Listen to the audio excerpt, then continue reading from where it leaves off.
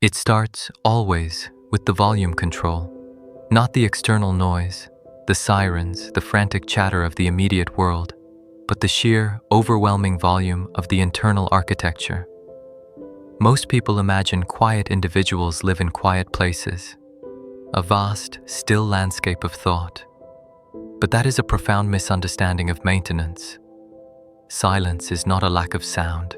It is the tremendous, exhausting effort required to filter, contain, and process an immense input stream without ever betraying the complexity of the operation.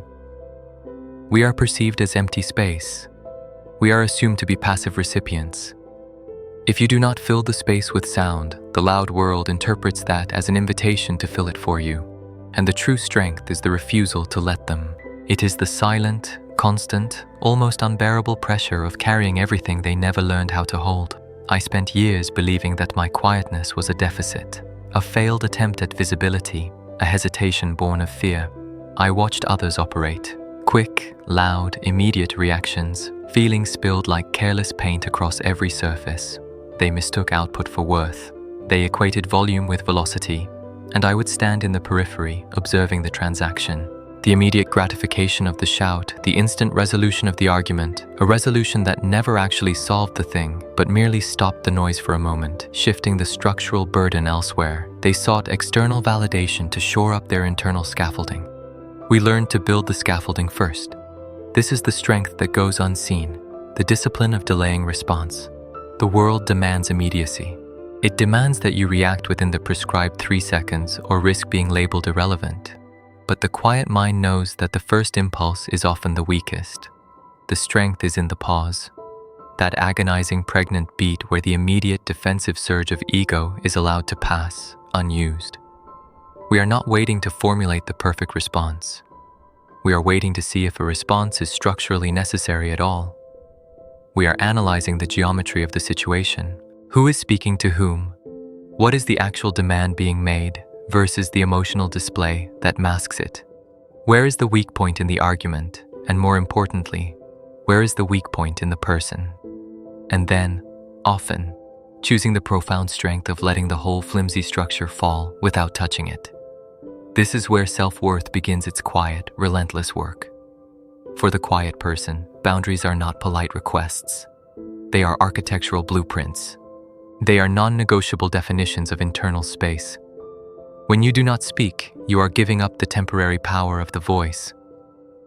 But you gain the enduring power of selection. You choose what penetrates the boundary. You choose what is worthy of the translation effort. And that effort is the hidden cost of silence. Every external request, every casual judgment, every piece of unsolicited chaos must be translated from the language of the street into the precise, formal language of the interior. Most requests are rejected at the gate simply because the cost of translation outweighs the value of the interaction. Loudness often seeks free processing space. It wants you to take its disorder and make it coherent. Quiet strength refuses the free labor. It says, without saying, that my internal order is a resource I will not expend merely to soothe your panic. There is a tremendous reservoir of strength required to sit still when every instinct of social conditioning screams at you to perform. To be seen as difficult, stubborn, or reserved is often easier than the exhaustion of false performance. And this leads us to the subtle rage. Quiet people are often viewed as peacekeepers, as soft surfaces where conflict dies gently. This is usually untrue. What is mistaken for passivity is often intensely focused, highly disciplined rage, the kind of self-control that prevents the expenditure of energy on trivial warfare. The loud person expresses rage immediately, dissipating the pressure in a volatile, messy explosion. The quiet person internalizes that same pressure, but channels it. It is not suppressed. It is repurposed. It becomes the fuel for the boundaries. It becomes the sheer, non-negotiable resolve that defines one's worth. It is the strength that says, my silence is not an invitation for you to dominate. It is a declaration of my sovereignty. If I choose to speak, it will be the final word. And if I choose not to, that absence is the final word as well. This disciplined power requires constant vigilance. It requires the strength to endure misunderstanding. Because the loudest criticism you will face the deepest doubt, is that your non-participation is rooted in fear. They see the silence and project their own inability to cope with the void. They believe you are fragile because you are not shouting to prove you are robust. But fragility is the constant need for reinforcement. Strength is the structure that holds its form without external bracing. We must allow them to be wrong.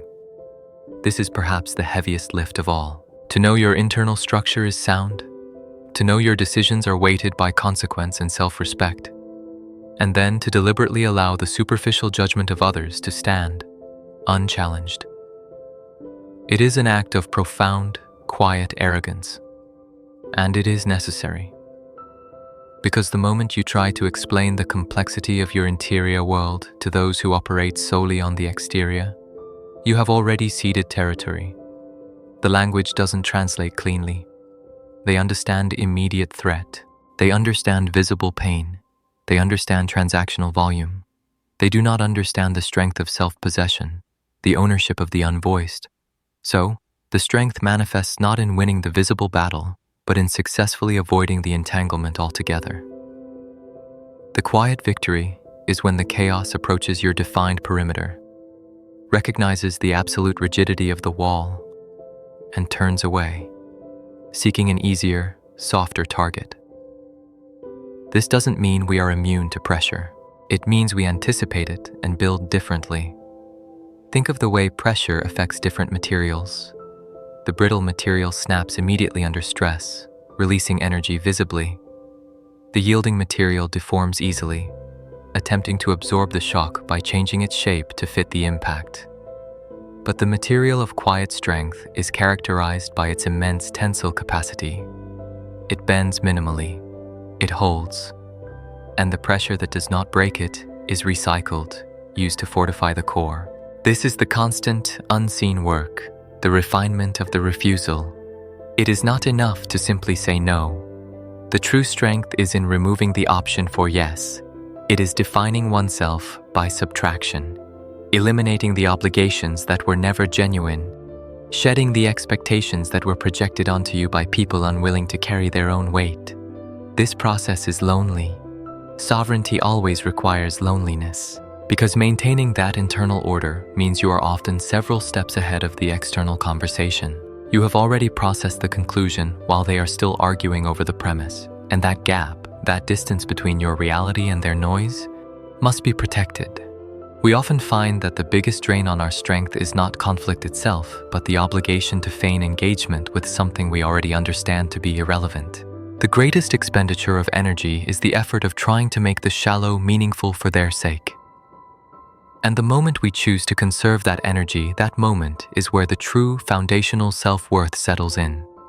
Because self-worth is the discipline of protecting your processing capacity. It is the quiet knowledge that your time, your attention, your mental focus is the most precious resource you possess, and it will not be wasted on trying to convince others that your boundaries are legitimate. They simply exist. They are the architecture of a self that refused to be fragmented by external demands. They are built not from fear, but from the clear-eyed, cold assessment of human volatility. The quiet person does not fear the fight. They recognize the futility of it. They recognize that true strength is not the power to dominate others, but the absolute power to define oneself, a definition that does not require any external acknowledgement to remain true. And sometimes, when the pressure mounts, when the world tries desperately to wedge its way into that guarded space, you feel the urge to finally speak, to reveal the sheer depth of thought, the complexity of the observations, the crushing weight of everything you carry. But the stronger impulse prevails. The knowledge that the explanation itself would be a form of surrender, that the definition is unbreakable only so long as it remains internal. And you realize then, in that deep, sustained moment of silence, that the only true boundary is the one that you yourself are unwilling to cross. The moment you recognize that you do not need permission to protect your own core. You do not need validation to justify your structure. You simply need the unwavering strength to let them talk while you keep the whole thing running. And what happens then is not avoidance, but the ultimate act of self-definition. The world can shout its assumptions about weakness, about lack of ambition, about fear of engagement. But inside, You hold the knowledge of the precise, disciplined effort required to remain whole when everything else is designed to scatter. And the realization dawns, deep and quiet, that the strength is not the quietness itself, but the unwavering commitment to the self-worth that demands that quietness. The strength is the maintenance of the interior world, the constant, invisible work of keeping the walls fortified, understanding that the greatest power is not found in what you say, but in the things you are strong enough to permanently hold back. And that strength is what keeps the center, and the center